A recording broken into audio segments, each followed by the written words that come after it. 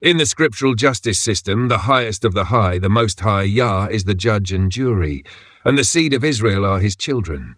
These are their stories.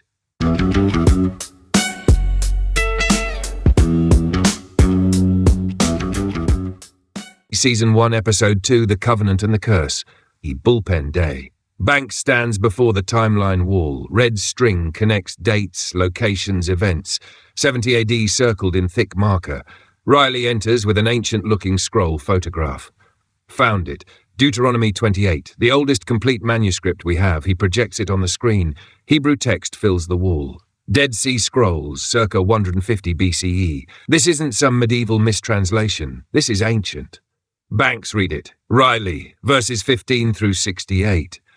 But if you will not obey the voice of the Lord your God, all these curses shall come upon you and overtake you. Every religion has consequences for disobedience. Not like this. These aren't vague spiritual punishments. These are specific, historical, verifiable events. She clicks the remote. A list appears. Deuteronomy 28, curses. V25, defeated before enemies, scattered to all kingdoms. V32, sons and daughters given to another people. V37, become a proverb and byword among nations. V41, children go into captivity. V48, serve enemies, yoke of iron on neck. 64, scattered among all people from one end of earth to other. V68, return to Egypt in ships, sold as slaves. No man shall buy you. Silence in the room. That last one. Verse 68, that's not metaphor. Banks know. It's prophecy and it's a fingerprint. She pulls up a map of the transatlantic slave trade. Lines from West Africa to the Americas. Ships, millions of them. 400 years of human cargo. You're saying Deuteronomy predicted the slave trade? So I'm saying it predicted something specific. The Hebrews would return to Egypt, which means bondage, captivity, in ships and would be sold as slaves. Riley, when was Deuteronomy written? Okafor, conservative estimate, 1400 BCE, 3,000 years before the transatlantic slave trade. Chen, okay, but lots of people were enslaved throughout history.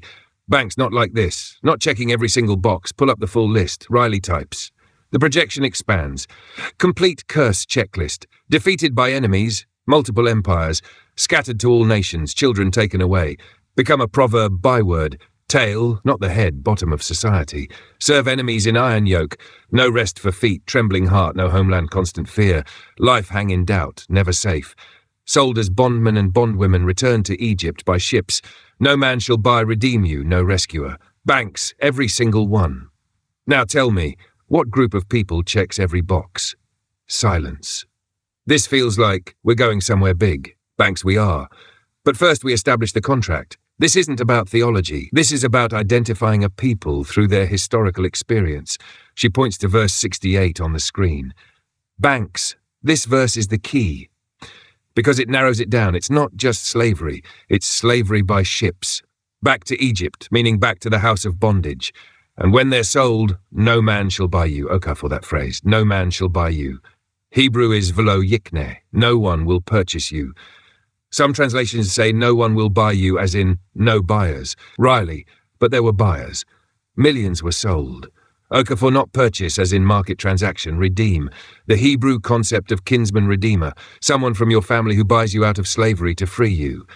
Banks, no one came to redeem them. No nation, no kinsman, they were abandoned. She walks to the board, writes in thick marker, who fits the fingerprint? That's the question we're answering this season.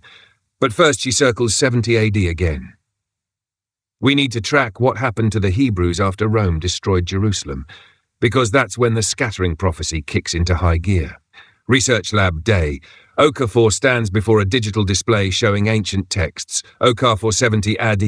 Roman General Titus besieges Jerusalem. 1100 days. Starvation. Cannibalism. Finally the walls fall. She clicks through horrific artwork depicting the siege. Josephus, Jewish historian, witnessed it firsthand, estimates 1.1 million Hebrews died, another 97,000 taken captive. Where did the captives go? Okafor, Rome, as slaves, worked to death building the Colosseum. But that's not the whole story. She pulls up another map. Thousands fled before the final siege. They knew what was coming, and they ran. Which direction? Not north, that's Rome. Not east, that's deeper into enemy territory.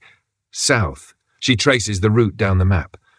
Oak into Egypt, then deeper, into the continent, into Africa. Wait, the Hebrews fled into Africa? They'd been connected to Africa for 1,500 years. Egypt was their first place of refuge under Abraham, Jacob, Joseph, Moses. Alexandria, Egypt had a massive Hebrew population. They knew the territory. Banks, and once Rome controlled North Africa, they went deeper, south, following trade routes. Some went west, along the coast. Some went into the interior. She clicks to another image, ancient Hebrew inscriptions found in West Africa. We find traces, Hebrew language markers, cultural practices, communities who claim Hebraic origin. Chenna. But this conflicts with mainstream history. Everyone says the Jews went to Europe. Banks, some did. Ashkenazi Jews settled in Europe, but their genetic studies show they're largely European converts and mixed populations. We're tracking the original Hebrews, the ones who left Egypt as black Africans. Where did they go? Okafor. They went home, back to the continent they came from. Banks assembles the team. On screen, Deuteronomy 28:68. Banks, let's break down verse 68 word by word, because this is where it gets specific. She reads from the Hebrew text, "And the Lord shall bring thee into Egypt again with ships, by the way whereof I spake unto thee. Thou shalt see it no more again. And there ye shall be sold unto your enemies for bondmen and bondwomen, and no man shall buy you." Riley, Egypt again. They'd already been in Egypt once, Banks exactly. Been there, escaped, freed, now they're going back, but this time by ships. Chen, when the Hebrews left Egypt the first time, they walked. Exodus on foot. Right, so this return is different. Maritime, and Egypt here is symbolic. It means the house of slavery. Okafor 4, by the way whereof I spake unto thee, thou shalt see it no more again. That route they took coming out through the Red Sea, through the wilderness, they won't see it again. This is a different path. Banks, by ships, across water. And when they arrive, Riley, ye shall be sold unto your enemies for bondmen and bondwomen. Sold, enslaved to their enemies, not their kinsmen. She stands, paces. Now, historical question. What is the largest forced maritime migration in human history? Everyone knows the answer. The transatlantic slave trade. Banks, 12 to 15 million Africans, chained in ships, carried across the Atlantic, sold on auction blocks as bondmen and bondwomen. She lets it hang. Riley, but that was just Africans, random enslaved people. Was it, or were those random Africans, descendants of the Hebrews who fled into Africa after 70 AD? Okafor. If the Hebrew refugees scattered into West Africa, the Congo, Angola, Benin, all the regions where slave traders raided, Banks. Then their descendants were captured, loaded onto ships and sent into bondage into Egypt. Silence. Chen, that would mean... Banks, say it. The people enslaved in the transatlantic slave trade were the biblical Hebrews? Not all, but a significant portion, yes, and here's how we prove it. She turns to the board, writes, proof needed. 1. Hebrew presence in West Central Africa before 1500s. 2. Cultural linguistic markers matching biblical practice. 3. Historical records of identity claims. 4. Transatlantic slave trade routes match Deuteronomy geography. 5. Curse checklist matches enslaved people's experience. Banks. If we can document all 5, we have a case. Evidence room. Night. Riley works alone, surrounded by genetic studies and historical documents. He pulls up a DNA study from 2011, Genetic Ancestry of African Americans. Riley.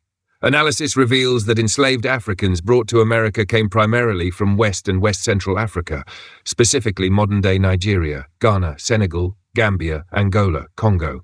He cross-references with a map of Hebrew diaspora communities. On the screen, overlap. West African Hebrew communities in the same regions where millions were captured for slavery. Oh my God. He pulls up another document. Testimony from enslaved people. Archived records. One entry catches his eye. A slave narrative from 1850s, South Carolina. My grandmother said we was different from the others. Said we kept the Sabbath, wouldn't eat swine. Said we was Hebrew people, stolen from our land. Another, old folks talked about when we was free, before the ships came. Said we had a book, had laws from the Almighty. Riley's hands shake. He prints everything, pearly morning. Riley hasn't slept. Papers everywhere. Banks arrives, sees him. "Banks, you been here all night?" "Riley, read this." He hands her a stack. Slave narratives, oral histories, WPA interviews from the 1930s with formerly enslaved people. They said it. They told people. They remembered. But nobody listened. Banks reads, face tight, "We don't eat the swine, keep the seventh day, come from Jerusalem, long time back." She looks up. They kept their identity, Riley. Some did, not all. It got beaten out, bred out, stripped away, but some remembered, and they passed it down. What's going on? They knew who they were, the enslaved people. They said they were Hebrews. And the slaveholders? Riley, pulling up another document, called them savages, heathens, erased their history, their language, their names, gave them European names, Christian indoctrination, but kept them illiterate so they couldn't read the Bible themselves. Chen, arriving with the team, why keep them from reading? Banks, because if they read Deuteronomy 28, they'd know exactly who they were. She writes on the board, Deuteronomy 28:68 fulfillment, ships sold as slaves, into bondage, Egypt, no redeemer. Banks. The curse wasn't random suffering. It was a marker, a way to identify the true covenant people when they'd been scattered and lost. Okafor like a fingerprint left in history. Banks exactly. And it points to one group. One people, scattered across the Americas, the Caribbean, parts of South America. Chen, you're talking about the descendants of those enslaved in the transatlantic trade, so-called African Americans, West Indians, Black Americans. Riley, they're not just victims of slavery, they're the lost tribes. Silence fills the room, Banks. But we can't just say it, we have to track it, step by step, through every curse, every prophecy, every historical record. She turns to the team. Next episode, we trace them from 70 AD into Africa. We find the communities, we document the Hebrew practices, we show the connection. And then? Banks, then we follow them onto the ships. Banks sits across from Dr. Miriam Levy, 50s Jewish historian, uncomfortable. Banks, Dr. Levy, you're an expert on Jewish diaspora. Levy, yes. You've written extensively about Ashkenazi, Sephardic, Mizrahi communities. Correct. Ever written about the Hebrews who fled into Africa after 70 AD? Pause. That's not my area. Banks, why not? Rome destroyed Jerusalem. Survivors fled in all directions. Some went north and west into Europe, but some went south, into Africa. Correct? Levy, possibly, but Banks, not possibly. Documented. Josephus records it. Archaeological evidence shows Hebrew communities along African trade routes. Why isn't this taught? Because the focus has been on European Jewish history. Because European Jews are accepted, visible, powerful, but the African Hebrews? They're invisible. I wouldn't say invisible. Banks, what would you say? Silence. Let me ask you something. If the Hebrews who fled into Africa were eventually captured in slave raids and shipped to the Americas, would their descendants still be Hebrews? That's a theological question. It's a lineage question. Does the covenant run through blood or through culture? Both, traditionally. So, if the bloodline continued, but the culture was stripped away by slavery, are they still Hebrews? Levy. It's complicated. Banks, it's only complicated if you don't want to answer, because if the answer is yes, then millions of people currently called African American are actually the biblical Israelites. That's an extraordinary claim, with extraordinary evidence. Deuteronomy 28, verse 68, read it. She slides the text across the table. Evie reads, "The Lord shall bring thee into Egypt again with ships." Banks. When did European Jews get brought back into bondage by ships? Silence. When did Ashkenazi Jews get sold as bondmen and bondwomen for 400 years? Silence. When did any group of Jews other than those enslaved Africans fulfill verse 68? This would mean everything we've been taught is incomplete. Not wrong. Incomplete. The story is bigger than Europe. It includes Africa. It includes the Middle Passage. It includes the people nobody wanted to acknowledge. She leans forward. Banks. And if we don't tell the truth now, we're complicit in the erasure. The team sits in silence, exhausted. Chen, if this is true, if we can prove this, Banks, then history rewrites itself. Identity rewrites itself. Reparations, conversations change. Religion changes. Politics change. Riley, people won't want to believe it. Banks, people never want to believe the truth when it costs them something. Okafor, so what do we do? Banks stands, looks at the timeline, at the curses, at the ships, at the faces of enslaved people in archived photographs. We keep going, we document everything, we build a case so airtight no one can deny it. She turns to the team.